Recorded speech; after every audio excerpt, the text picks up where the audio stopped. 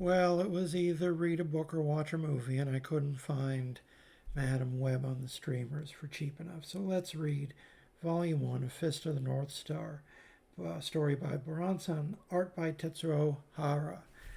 This is published by the good people at Viz Books. What year did this come out? This was, originally it was 1983.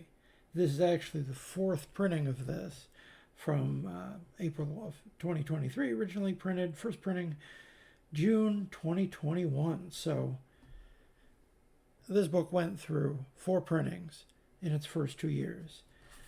So you can't say that people aren't reading Fist of the North Star. Manifestly, it's in print.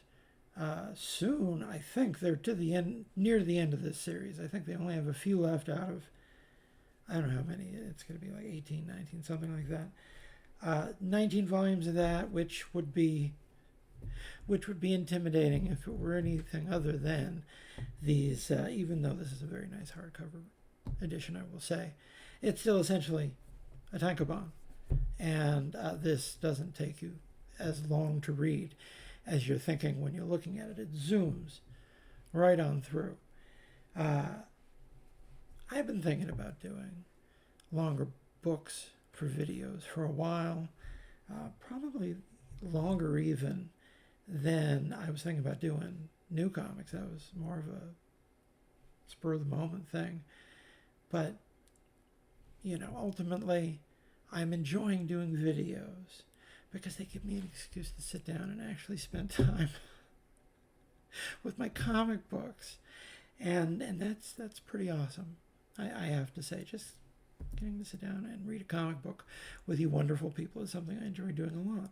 So let's rock it till the wheels fall off.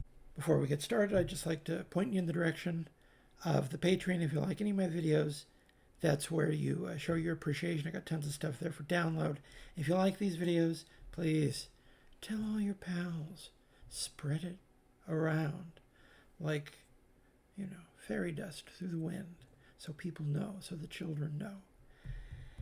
I also do other videos on here about newer comics and older comics, and now we're doing one about comics, more or less with a spine. All right.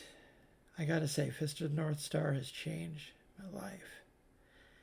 Before I saw the cartoon, and I have seen every episode of the cartoon that is available to be seen. I think there's a couple of OVAs later on that I have not seen, but I've seen the entirety of the regular cartoon series that was broadcast all over the world except for the United States.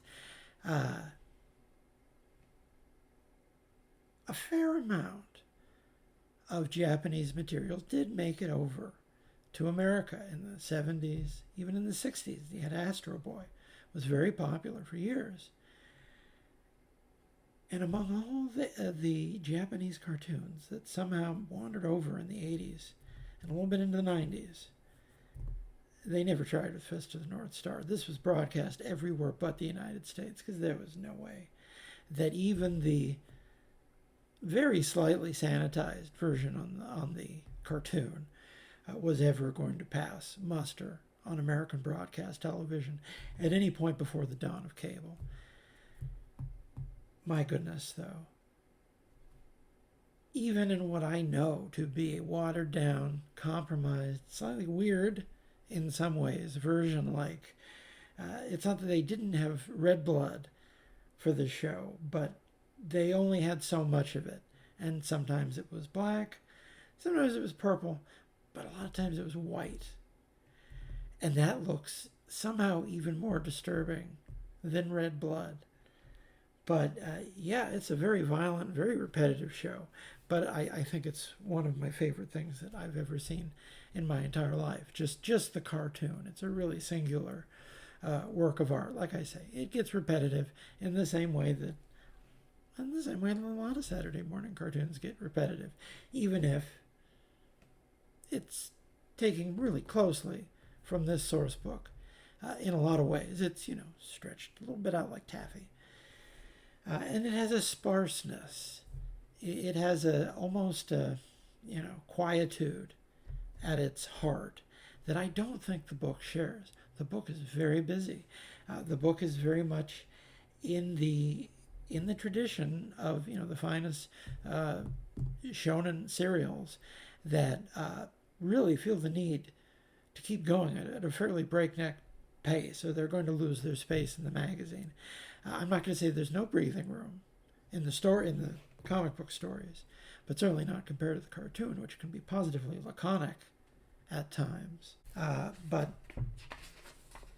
I absolutely adore everything about this universe that has been breathed into life in these pages and reflected so indelibly in the fairly boulderized, but not really that much boulderized children's cartoon, which was aired, like I say, everywhere else in the world. Well, not everywhere, I don't think, but lots of places got Fist of the North Star on like after school TV.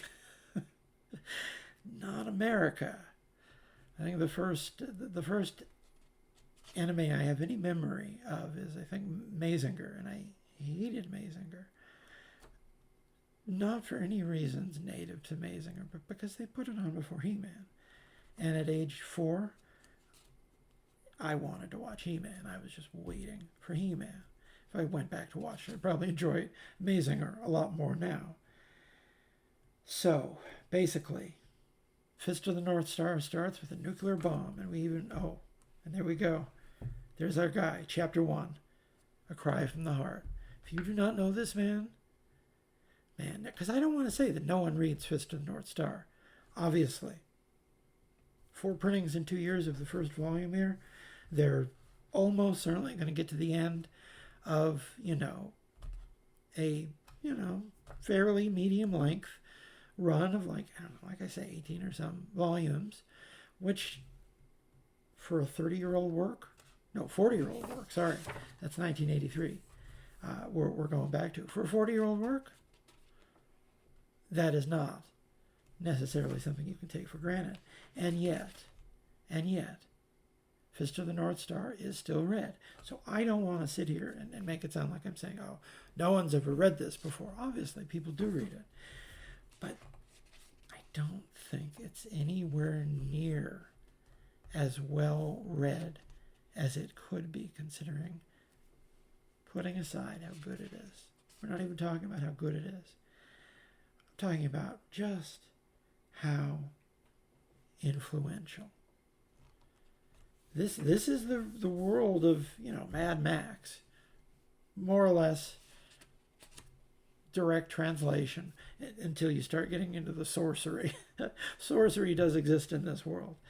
But it's a very specific kind of sorcery related to the deadly killing arts, which that's the skill set that you climb in order to become the most powerful person in the world. The heroes and the villains are specifically trained in the assassin arts.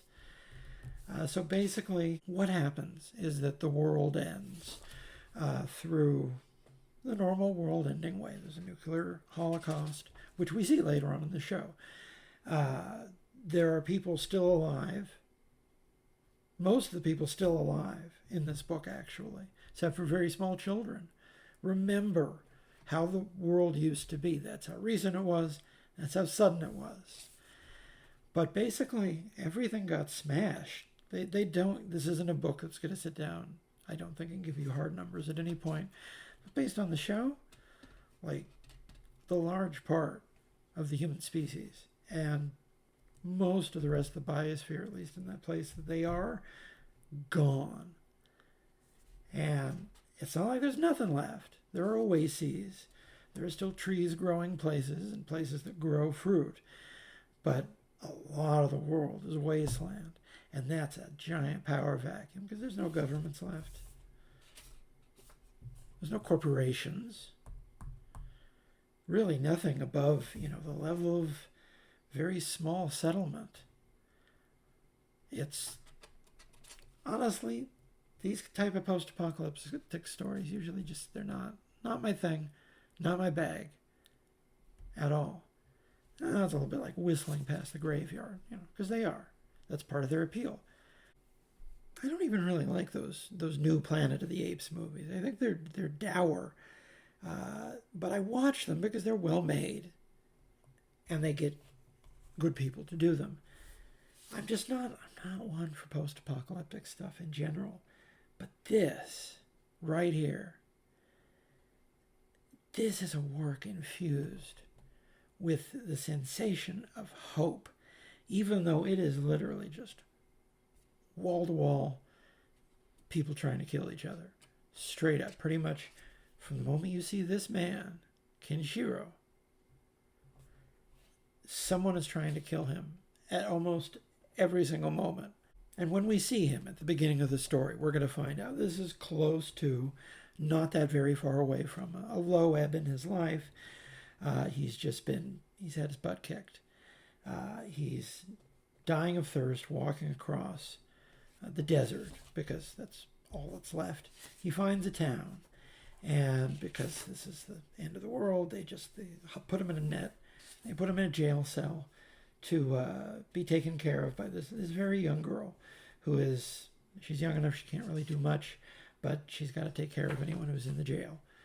And not be stupid enough to step close to the bars that this other kid who's in here. Oh man, if you're starting to wonder, like, wait a minute, I see small children. Do small children play a large part in this story? Yes, actually, they do. Although I'm not sure how much that deviates from the cartoon into the later volumes that I haven't read yet, because the cartoon also has a dog. The dog just straight up disappears partway through the run. They can't even try to pretend to keep track of what the dog is doing, even though it does appear in like one frame at the very end of the run. But that's a little Easter egg from a 150 some episode television show. So this is another kid who is stuck behind the bars with Kenshiro, and so our main three characters are brought together. He's just a little thief wannabe who's, he's good at surviving, but he's not good at staying out of jail. And there's a chance that he could be just straight up executed, because this is the middle of nowhere. This is where, stealing food gets you killed. So she is, committing a act of charity by giving them anything to eat. And oh my goodness, see, we're supposed to like Kenshiro. I don't know if you notice, but he is being drawn like a religious figure already on page 10. And you see over the course of this book, basically what this guy does is just get his butt kicked over and over and over. And then at the end, he figures out how to kill the guy who's doing it. But it requires a lot of blood being spilled along the way. The thing with Ken is he's not the strongest. I think if it were down to a bench press contest, the Hulk would probably, nail him.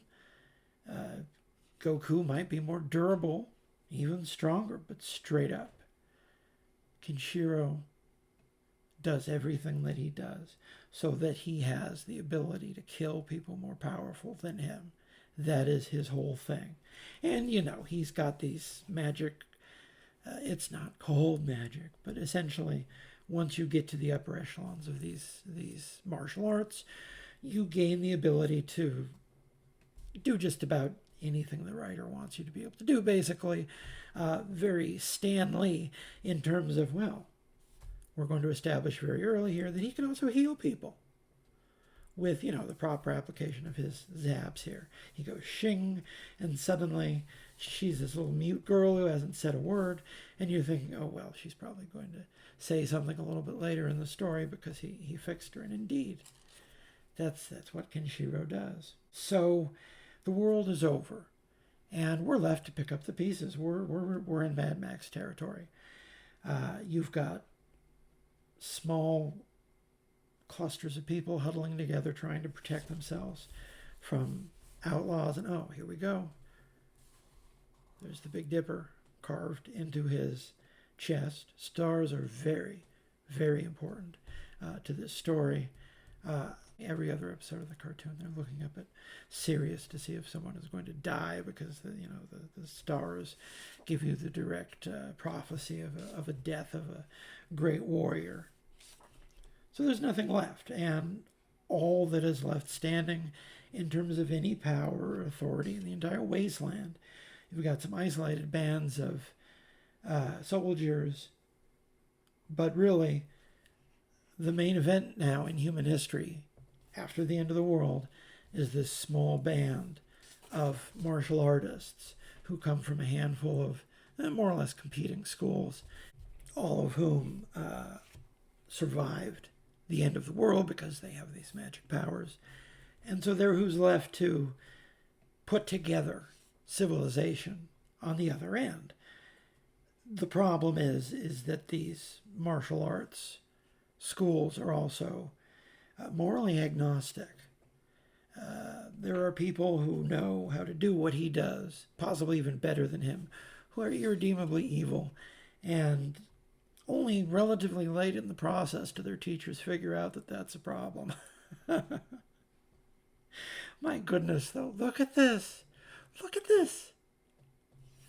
Friends, I really want you to go buy this book. This is an excellent book that I wholeheartedly recommend, and I hope my showing bits and pieces of it to you on the screen like this does a good job of selling it. At some point, I'm sure I'm going to write something about the series. You can walk into a bookstore right now, assuming it's a well-stocked bookstore, and buy this for $19.99 U.S. Canadian friends, I'm sorry. You're going to be paying $7 more. UK? Pound's not doing so well lately. It's, $15.99 to $19.99 US. So, you have your options. It's in print. And if you live in another country, well, if you live in France, you probably already have this, because France is more civilized about comic books. Point being, get the hints. You want this book. And the most enjoyable thing I find, what really captivates me about this book, about this series, about this franchise, is just how absolutely stark every single moral choice is. There are a few shades of gray that pop up later on, when we get to talking about, personal honor, and we get to understand these characters' family tie. Oh, it's dynastic. They're all related, or, want to go out with the same women. Very, very small coterie, essentially, of people who are going to be putting the pieces together afterwards. So the villains, they really only come in one flavor, and that is, do not resist or I'll rip this girl's head off. And you see there, just giant, has this little girl's head in her hand. He's about ready to just end her life in a split second. And what's the first word that this girl says since she's seen her entire family murdered? That's right. Ken. Friends. Friends. If you were thinking that just because this book is wall-to-wall murder, that it was going to be above the hero teaching a young girl to speak, no, that is every bit 100% what Fist of the North Star is about. Because we can all thank our lucky stars that the most formidable person left at the end of the world is a fundamentally decent human being who refuses to sit around while people wreak havoc around him. And since he has the power to stop any evil he sees, he starts kicking people. And not just does he start kicking people, folks, their heads start exploding. Kaboosh. They've done a good job with these. Who's to blame here? They've done a really good job with these sound effects here. Translation, Joey Yamazaki. Touch-up artist and lettering, John Hunt. Design, Adam Grano. I think I follow him on Twitter. Editor, Mike Monteza. That's a lot of people who put a lot of work into making this book read well for the likes of you and I. Oh, and here we go. This is the pummel, folks.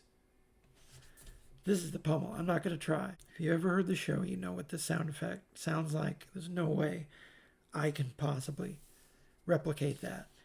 But this is him throwing hands quite quickly, to the point that, it's, E Honda's special move. It's Chun-Li's special move. All of the main guys on JoJo do the exact same thing as Kenshiro does with his pummeling motion. Yeah, see? He hits this guy. And then he grabs the girl. And he's thinking, well, now I'm going to kill you. But, oh, friend.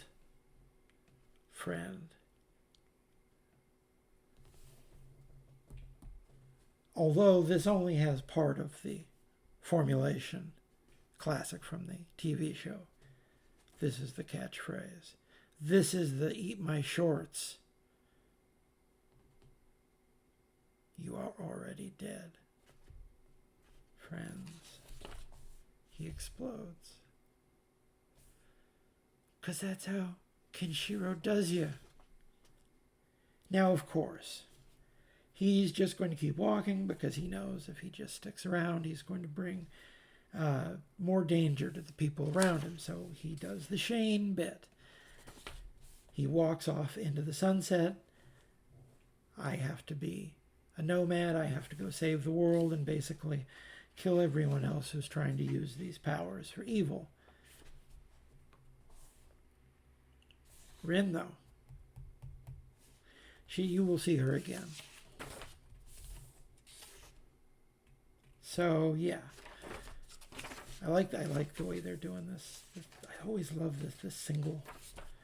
Why don't we see anything interesting like this? Any interesting color work, like this airbrush stuff from the red, white, and black books that the big two do. If you're gonna give me a third color, give me something interesting like this. This guy, Bato, he sticks around for a while, and if you're thinking, oh, his hijinks will probably grow old very quickly, less so as the show goes on. So we'll see how it goes in the book here. So he spends much of his time just, this is only the second episode, so he's just fighting a biker gang. We're getting a taste of just how formidable this guy is. So he's fighting a biker gang. This guy has a crossbow on his wrist. Die, fool! And of course he just steps aside from the arrow. Really? Okay, well, we'll try that again. But I'm giving you one last chance. Aim carefully. You miss and I take your right eye. He catches it with a thip. Hakotu Shinken. Hakotu two-finger vacuum grasp. And then he just flips the dart back at the guy. Goes right into his eye. Oh yeah, I remember this. This is it finds an old man in the desert, and the old man is carrying seeds, because seeds are really valuable if they're going to be able to, regrow any kind of agricultural capacity. But these guys, they're going to destroy the city, not the city, this tiny settlement. So they ride on through. They start just killing people in very gory ways. Ken runs, and you get to see him rip his shirt. Yes. Friend, look at this brush line. Look at this. This is like a Don Simpson brush line right there. It is so lush and pillowy. You don't deserve to live beyond today. Straight up. That is the mood. That is the vibe for the whole damn story. Kenshiro goes around the wasteland. Sometimes he's just minding his own business, but most of the time he's hunting bad people, because that's what he does. He finds people who deserves to die, and he kills them. And let me tell you something, straight up. Oh, and they grab his arms with chains, and one on each side. We're still in the learning that he can take down henchmen phase of the adventures. And we see he is able to, there you go, boom. Some guy gets his head chopped right off. And then there's a giant. There are just giants. Even though we see later on, when we have brief flashbacks to the world that was, it was more or less maybe 2 steps ahead technologically in terms of how the cities looked. They looked a little bit futuristic, but straight up giants were just must have been common before, because they're really common after the end of the world. They don't really go into any detail at all about whether or not Hakoto Shinken was secret before the end of the world, whether or not this was already a dynasty of secret rulers, or if they had been if they had been under the command of the emperor. I don't really remember them ever saying anything at all about what it was all like before the end of the world. But essentially, there's nothing else left but these people, these martial artists, and their vicissitudes are the building of nations over the course of this story. A couple of the people who come up beside him are really not very good people and try to build empires out of what's left of the world. So, we're still dealing with these guys. The playing card. Oh, there we go. Hello. And this is the villain of the first arc. If you're thinking, oh, I know who that is. That's Dio. No, it is not Dio. Although it is very clearly the character Dio was patterned on. And I'll probably bring up the similarities to JoJo's Bizarre Adventure a number of times, because I find myself surprisingly well versed in JoJo's Bizarre Adventure at a surprisingly late point in my life.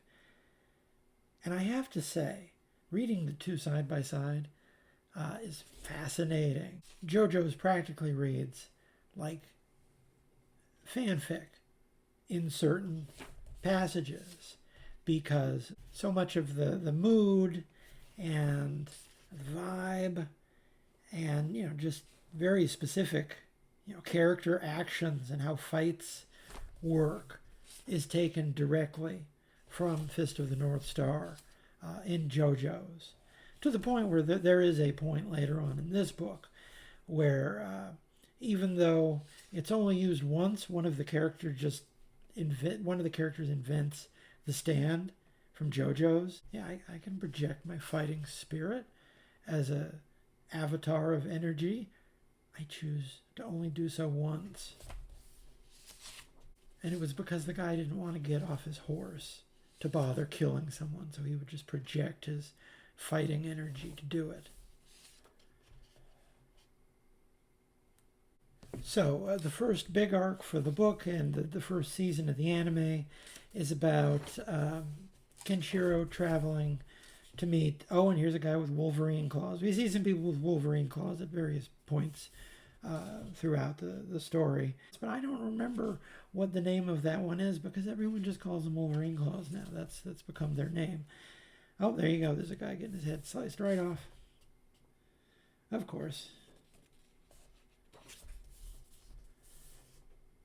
folks, there's something I want to ask you. So at this point, we're already seeing that all he needs to do is basically just tap these people and hit the right pressure point. And like this guy hit the right pressure point and his fingers exploded. And we see the bones shattering right there. Oh my goodness. Look at this. Look at this.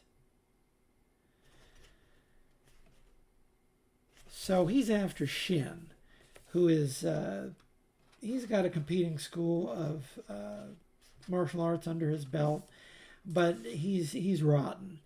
And he's trying to build a nation down here at, what was the name of that place? Southern Cross, I think it's called.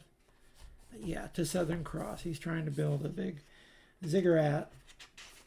Oh, look at that handsome boy with those eyebrows. You gotta love it. Look at this brushwork. My God. I wish someone had inked John Buscema this good.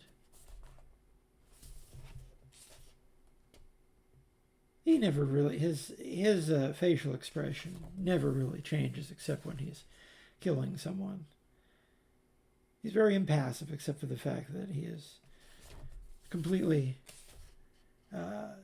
indefatigable in the quest of justice. So he's watching from afar as these goons, these road warrior rejects, are branding people. There you go. You scummer the cattle on this ranch, and cattle need to be branded, and it's the bloody cross to signify Southern Cross. And see, it's him. I once knew a martial artist who used the bloody cross as his symbol. It has to be. Who he would build a city like this. His name is Shin. He's the one who put these 7 scars on my chest. And that's him.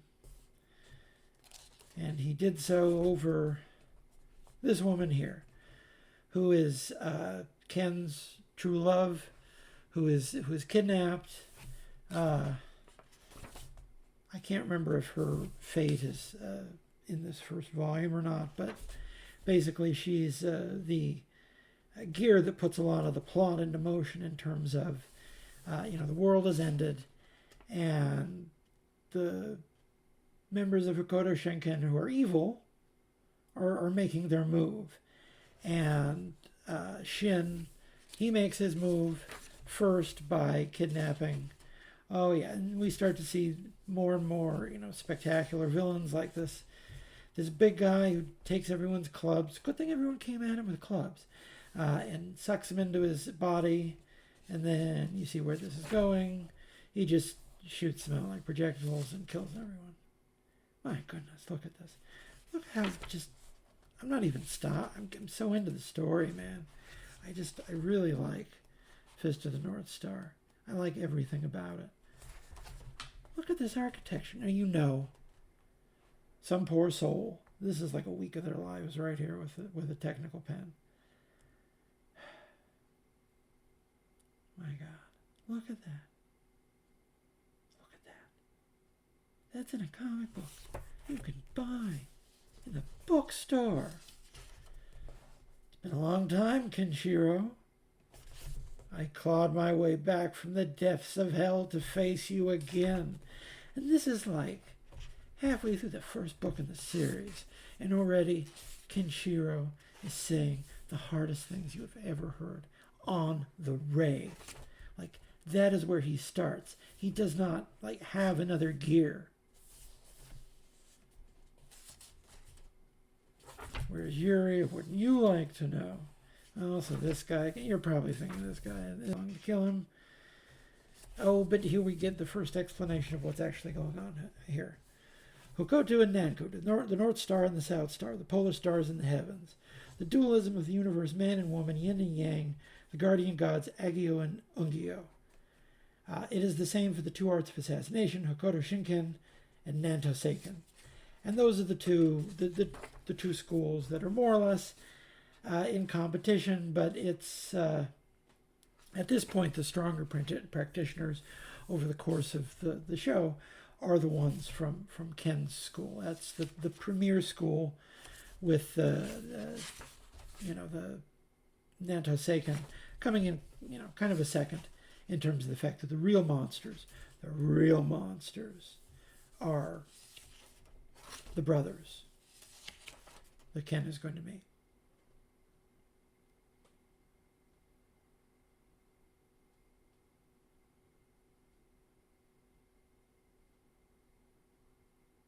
We don't find out all of the family connections until the very end of the story, at least on the cartoon. So yeah, there you go. There's another pummel.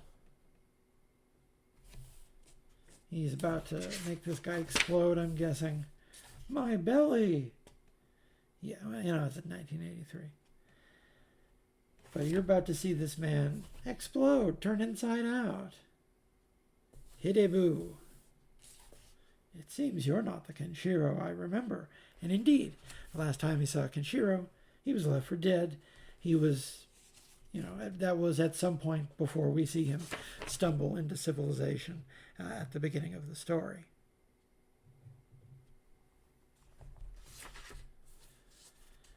So, yeah. Shin throws his cape away. Oh, man. Yeah, this was a year ago. So this is, like I say, right before we start. He's had a rough time at some point a year ago. He's with the woman he loves.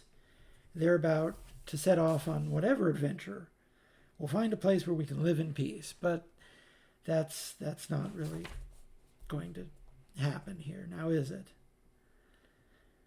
Because this guy, he wanted her, which arguably he just wanted an excuse to kill Kenshiro because of the rivals at the time. Well, I mean, okay, Jaggy's probably weaker if we're really going to get down there, but he was the closest one that he could actually take care of at this moment. Shin, I don't think, lasts very long against Ryo at all because when they meet at this point in the book, relative to later fights, he's able to take care of Shin with some degree of dispatch. Although, as you see, Shin has hit him so hard here. They're jumping in front of each other, which is another thing you're going to see quite a bit. And Shin hit him so that now his joints are exploding. You're thinking, wow, if my joints exploded, I'd probably be out of the fight. Yeah, well, This is the flashback, so we see Shin. He's just a sadist. So every villain on this show, in this book, is a straight up sadist. So he just sits there and slowly puts his fingers into the shape of the Big Dipper on this man's chest. And if you're thinking that this isn't the last time we're going to see a man put his hand in the body of another man in this book, yes, it's a motif. We see people ripped apart like animals in the stockyard. I'll send you right back to hell, Kenshiro.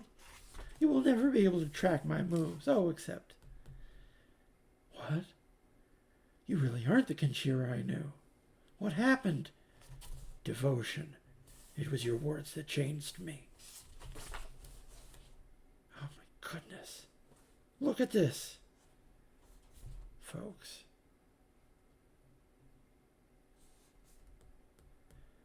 You could just buy this. Not in America, but in Japan. In the grocery store, I think. It's hard not to see why this straight up changed the course of American comics. Rob Liefeld and Eric Larson got exposed to this. And especially Liefeld took that influence and made an empire just on, like, having seen Fist of the North Star. That's how remarkable this is. That its merest shadow was able to change the shape of American mainstream comics. Look at this. Look at this. Yeah, see there, he puts his fingers through. Oh, wait, no. Shin puts his fingers through Kenshiro's hand because Kenshiro, he's going to get the absolute snot knocked out of him. Even a relatively clean victory for him. So he explodes that man's hand. Punches that guy again. Oh, there we go. There we go. Friend. Friend.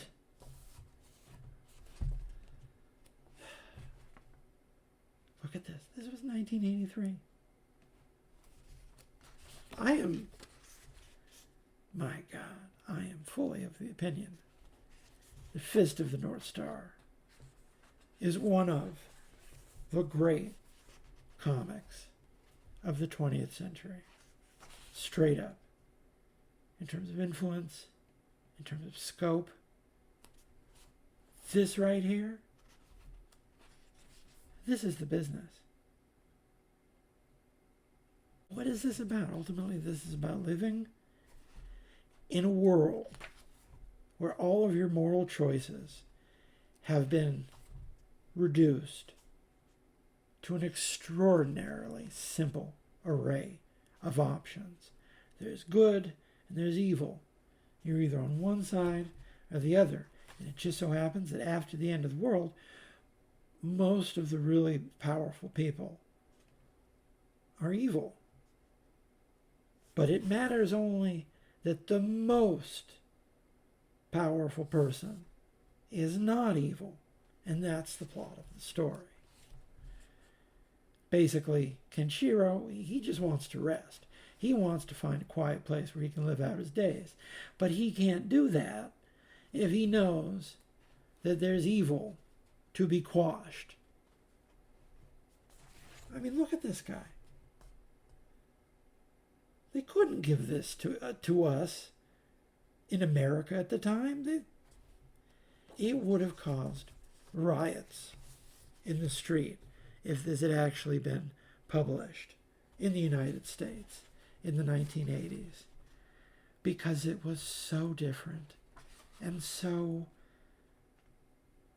powerful.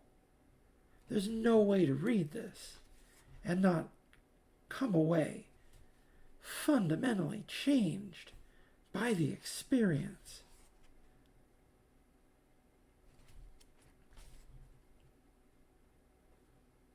Oh, and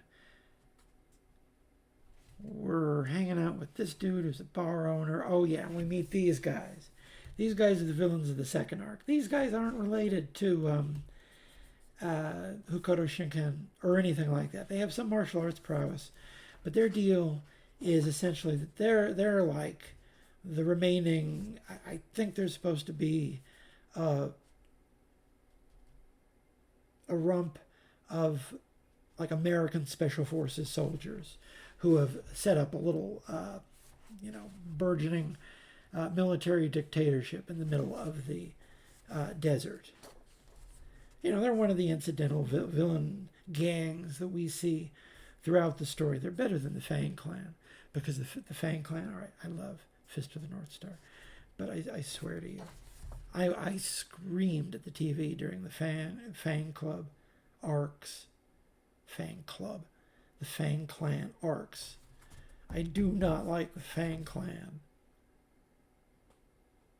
At some point, you realize the world before the end of the world was really weird because it not only did it have these, super powerful martial arts wizards who were, I guess, basically ruling society, either in secret or in, fact, we don't know.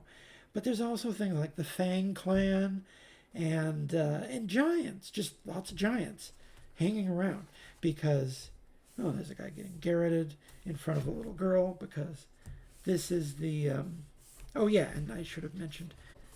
So, she's an orphan. She has really nothing tying her down to where she was.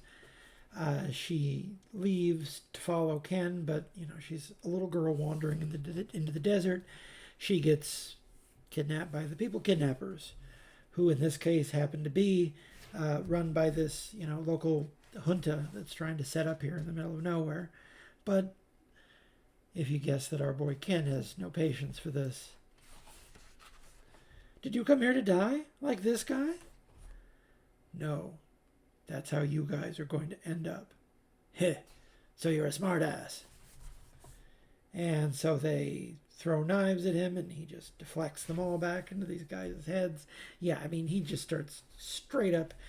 We catapult to Silver Age Superman levels very quickly in terms of power level. No question about that. Later on, he starts like fixing dams with his bare hands, diverting the course of mighty rivers seriously. He is... Oh, there you go.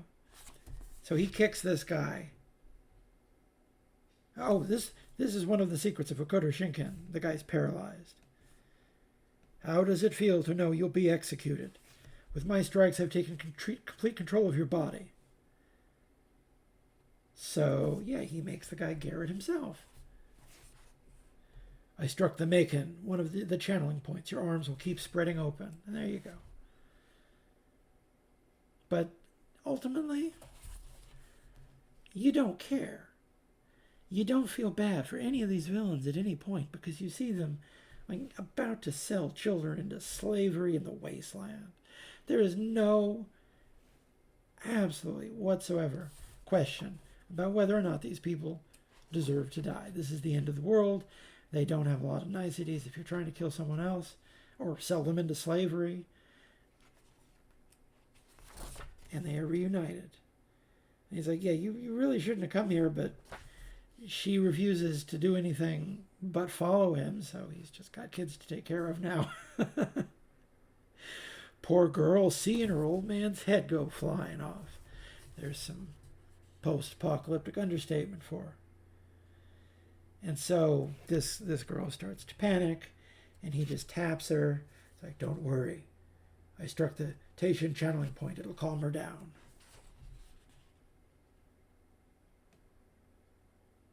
So, yeah, here we see Lynn. She's not as annoying as you're probably thinking she might be, because she figures out she's got a great deal of compassion, and she starts helping people along the way. And later on, in the later part of the series, we will see her as a grown adult, and she will have, learned from him, essentially, how to stand up to tyranny, because that's his thing. If you are a tyrant, Kenshiro will murder you. So over the course of the story, every different type of bad guy you can think of, you just get to see this large panoply of evil people be murdered in the most brutal way possible. So yeah, this is they're supposed to be, American Special Forces, and they just sit around the desert drilling and murdering each other. Like, you beat this guy, you got to kill him. Oh, right, he's your little brother. No exceptions. Just absolutely irredeemable evil. Only those with superior skills can call themselves Golan here in God's land. If you want to be chosen, you must kill to survive. For it is the chosen who will build this country. God chose us for this war. So, these aren't even a main villain. These are just, schmucks who he's killing on the way to finding, some other martial artist to fight. And that has felt so bracing, so contemporary. That sensation of, nope, we're beyond shades of gray here. We identify the problem.